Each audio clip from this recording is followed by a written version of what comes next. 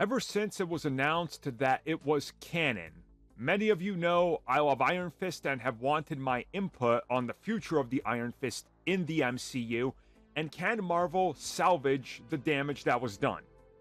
My answer is yes, they can do all these things and more. Just think, at one point Iron Fist was considered the worst thing that Marvel has put out since the MCU started. And now we got quite a few worse projects. I'm not going to name any out of respect to them, besides Secret Invasion. That's the worst. But okay, now let's talk about Iron Fist. So what's up with Iron Fist? He's canon, right? Well, can they salvage the damage that was done and the missteps? And yes, they can. You always can salvage it. In my opinion, Finn Jones wasn't the worst part of the series. I thought he was great when they had a competent person working on Finn Jones's Iron Fist, aka the episodes that were handled in the crossovers, him and Luke Cage's interactions, and well, some of the other specific beats where he felt like Danny. Unfortunately, much of the script was rushed along with many other elements of it, so not a whole lot really was done by the end, besides damage. A whole lot of damage was done. And of course, the series did leave us off at a good point. Colleen is a Iron Fist.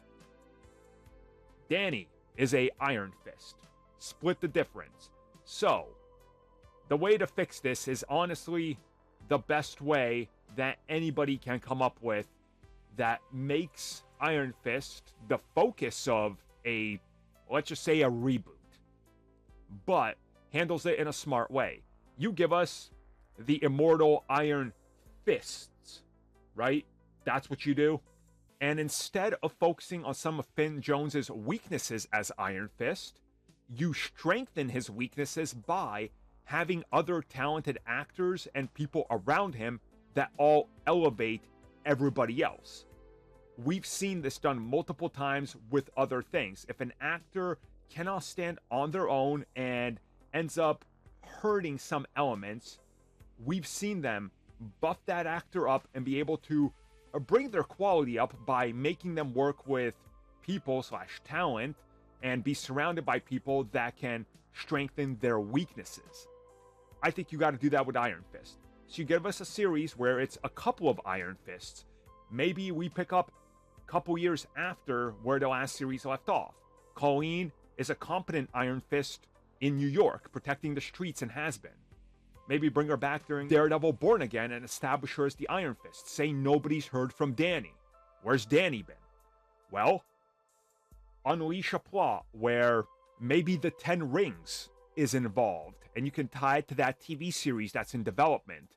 You can use specific mutants that he's interacted with. Sabretooth, for example. There's a good one. Toss him in there, augmented, and make this War of Iron Fists kind of a thing. You can bring Orson Randall now. Much older, much wiser Iron Fist. He comes back, tell his story. Like, there's a chance here to really redeem Iron Fist and show people what makes the comics great. And we know Kevin Feige wanted that up until Iron Fist was stolen by Marvel Entertainment. So there's a good chance that you could make a small limited series based on Iron Fist, bring them back, and then just spin it off into what most people want, which is Heroes for Hire. I mean, to me, that's literally the way to go.